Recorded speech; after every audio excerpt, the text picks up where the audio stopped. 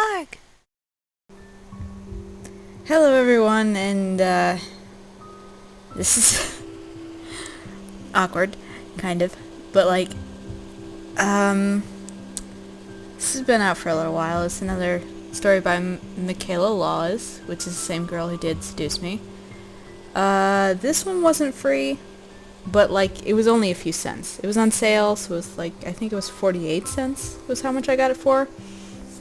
It's supposed to be short, and I'm gonna say right now, the butler's voice sounds a lot like Sebastian, or at least the English portrayal of Sebastian, so it sounds a lot like Michael Tatum, I think his voice, I think is his name. So yeah, it sounds a lot like that, and I can only assume it's on purpose, because it's pretty much the only reason why I bought the game. I'm expecting this to be a pretty horrible story, but and the silhouettes here, that's how they actually look, so it's kind of blank slate kind of thing. It probably won't be a horrible story, just kind of generic. So yeah, here we go. Before your story can begin, please tell us your name and the name of your butler. I get to name them both. What's your name? What's your name? I'm just gonna go with Holly. Enter. What's your butler's name? Oh gosh.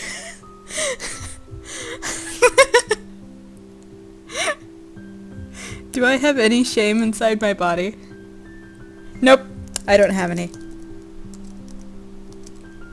That's how you spell it, right? Hold on, let me check just to be sure.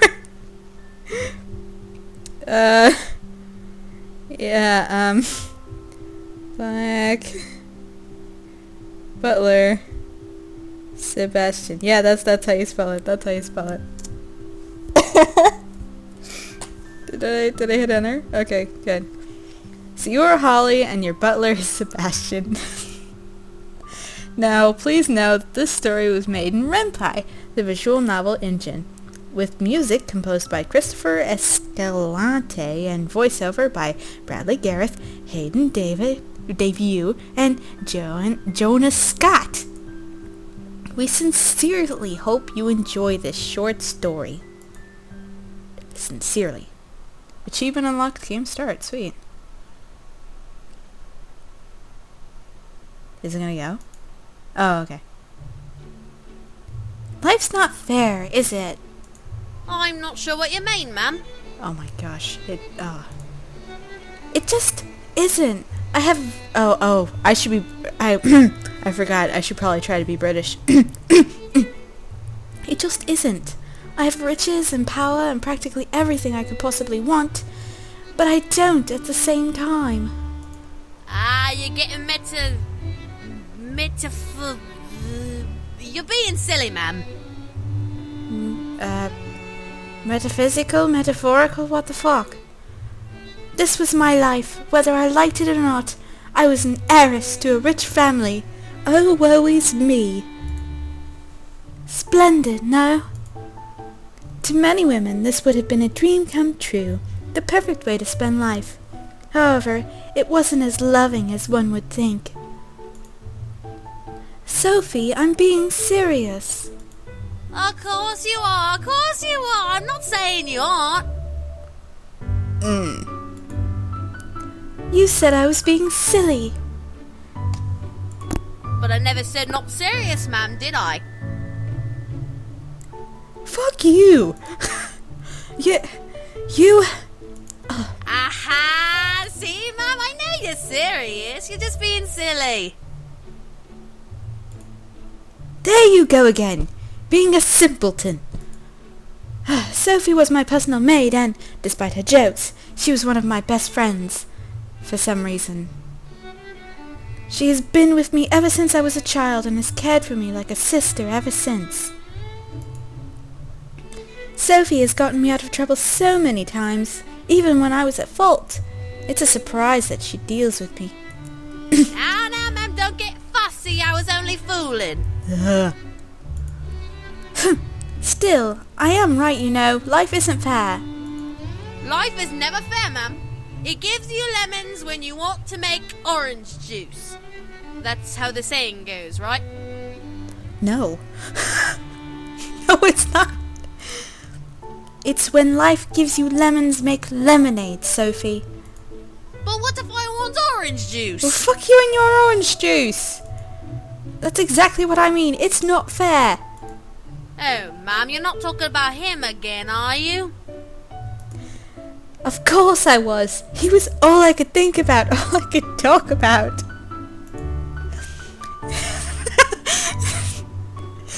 Okay. Sebastian, my personal butler.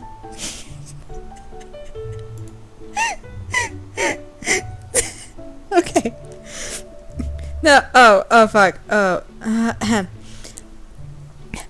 Sebastian was charming and handsome, sophisticated and sweet.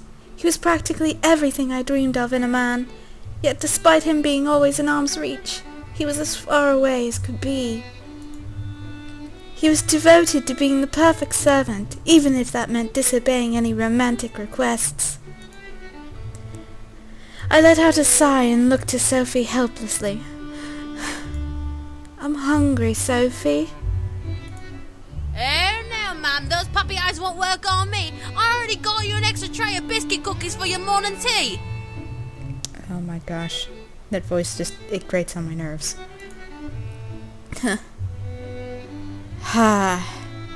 We don't want her to get in trouble, okay? And, like, at the same time, what if he comes in and I'm picking out? Fine. Don't whine like that. None of that now. Sophie. Fine. I'll make you some fruit sandwiches and tea. Yay! Thank you very much. Honestly, I spoil you. You love me. Yes, Mum, I love you. I'll be right back. Sophie left me alone in my room, giving me time to think about Sebastian while I sat on my study desk. He was okay, I'm sorry. He was barely 3 years older than I was, yet he acted like a proper gentleman. The way he smiled practically made my legs weak. His voice made my heart sing in long, blissful arrays of affection. I was in love with my butler and I didn't care. The only problem was that he couldn't love me back. Sebastian was so invested in becoming the perfect servant that he denied any romantic gesture I threw his way. Gosh darn it! The mere thought of the last failure made me slump in my chair. Life's not fair. Suddenly, there was a knock at my door. I wonder who the fuck it could be. I'm brooding, leave me be. No, no dude. Who is it? Your butler, miss. May I come in? Yes, you may, if you know what I mean. Okay. My heart stopped. It was him. Sebastian. I felt pure elation bubble in my chest. Come in, please. Oh, he's so handsome. Look at his grey face. Okay. The door opened to reveal Sebastian, standing at full attention for me with a tray covered in letters in his hand. He took a step into the room, closed the door behind him, and walked to the front of my desk. My deepest apologies for the interruption, my lady, but I have some letters addressed to you. I came as quick as I received them.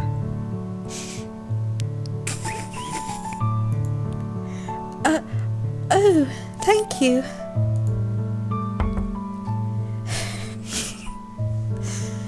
Sebastian gently placed the tray on my desk in front of me, revealing 3 letters. One had my family seal, one was pink and practically reeked of flowers, and the last letter was a plain envelope. The letter with my seal. I opened the letter gently with my letter opener, taking out the letter parchment and reading its contents. Dear Holly, I will be returning home today from my business trip. Please make sure to clean yourself and dress properly for my arrival. We have much to discuss. Your mother. Oh, fuck. Your mother is returning. That's wonderful news. If you say so. My mother had been on a long business trip that lasted almost 2 weeks. Most likely she would be staying for a couple of days. Then she would be off to another business trip that needed her attention. This was the normal with my mother, being that she single-handedly owned the estate. I had to admit, it was lonely without her. However, when she was around, it was stressful. Okay, so far with the Michaela Law... Okay, pause everything for a second. So far with the Michaela Laws game, I've only played 2 so far. And in the last one, the dad was a dick. And in this one, he's just gone. There isn't really one around to be seen. So, Michaela, get fucking better at writing father figures. Holy cow. What on earth? Grandparents don't count. She demanded perfection out of me beyond anything, hoping that eventually I would become a perfect and proper young woman. I had just turned 17. She was perfect when she had turned the age of 13. I apparently had a long way to go. Yeah. Grayskin. Yes. Wonderful. The pink-scented letter. Oh, fuck.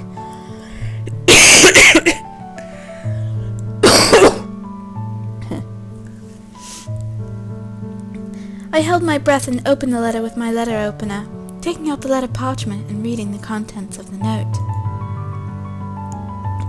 My dear Holly, my name is Isaac Newport, and apparently I'm gay because Isaac Newport used a lot of fucking flower perfume. Okay. I know that you do not know me, but I hope to know more about you soon. I'm currently in town this weekend and would like to request your presence for tea. Please write back soon, Isaac. Yeah. He's the guy that we're supposed to marry, probably. Another damn suitor. Ah! Woe is me in my life of suitor to suitor. A suitor? I'm afraid I'm unfamiliar with the Newport family. Keep talking, please. Did I care? I wasn't interested in courting, especially with a man I didn't even know. Besides, the man I wanted to court was in the room with me, and that had already proved to be a difficult challenge as it was. No, you don't court people. You have other people court you. That's not how courting works. I sighed and placed my hands on the middle of the note, ready to tear it in two. However, Sebastian stopped me. Miss, I would suggest holding on to that fuck note. you. Huh? Why? I'm going to turn him down. Still, if he were to visit, you'll have proven knowledge of who he is rather than forget in the future. I sighed and placed the note in one of my drawers, to obviously be forgotten about later. The plain letter. I carefully opened the letter with my letter opener and took out the letter parchment. It was surprisingly pure white, despite being in a concealed envelope. I read the parchment's contents out loud. The lady exits the pumpkin carriage, Queen to Bishop, K. K? What kind of joke was that? Who's K? What was this K getting at? A riddle, perhaps? Perhaps. A riddle for what? This must be a mistake. Who sent this? I looked to the envelope for any indication of the sender, but the only thing on the envelope besides for my address and name was a giant K wax seal on the corner. Odd. I sighed and slumped in my chair.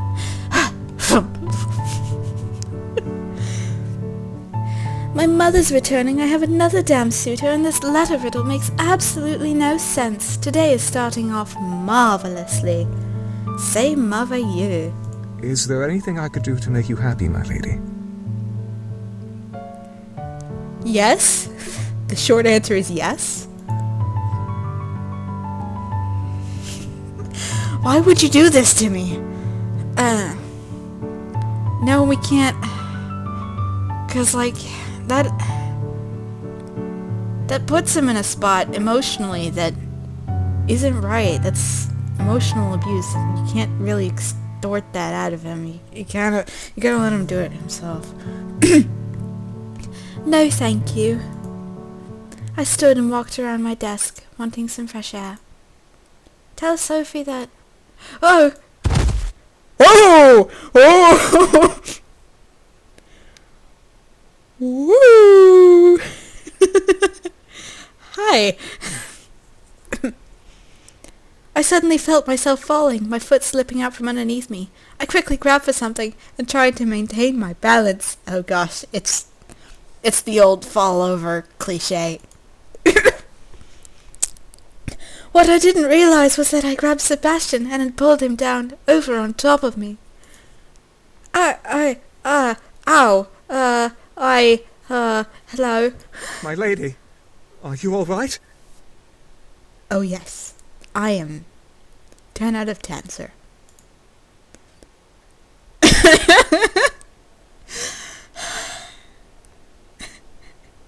We have to play the game.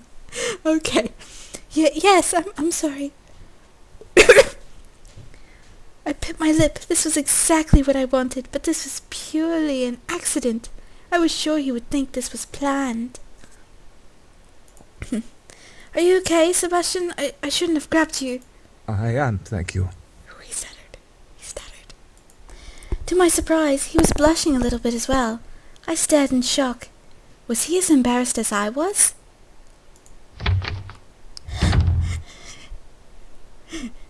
The door opened again, forcing Sebastian and me to look up towards it in shock.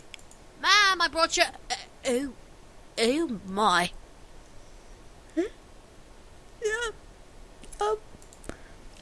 This isn't what it looks like. I blushed a deep red. To have him on top of me was one thing. To have Sophie see it was another.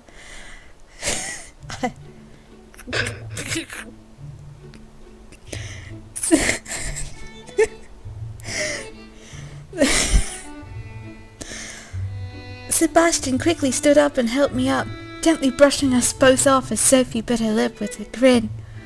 No worries, ma'am. I didn't say anything, I swear. I glared at Sophie, knowing she was stifling laughter. I looked at Sebastian after sighing. I was shocked to see him blushing as much as I was. I stared as he closed his eyes and tried to take deep breaths. Was he flustered? Perhaps? Stop it, Sophie. Gosh darn it. I looked to Sophie, who looked ready to explode into laughter while holding my sandwiches and tea. Well, if you both will excuse me, I need to prepare lunch for Lady Beaumont's arrival. You're excused. Sebastian bowed to me quickly before exiting the room, closing the door behind him. As the sound... Shut up, Sophie! Shut up! Shut up, I can't read my lines!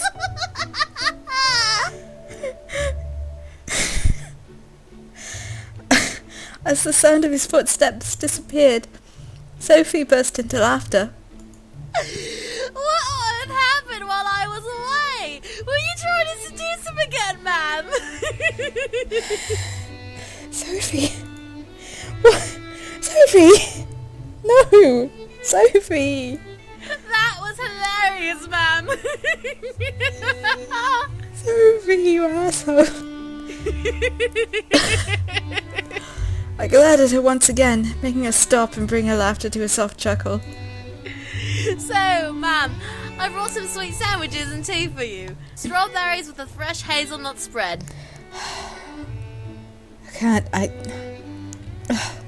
Don't you... sandwiches and tea me? Oh, wow, thank you for ruining my moment that I was having.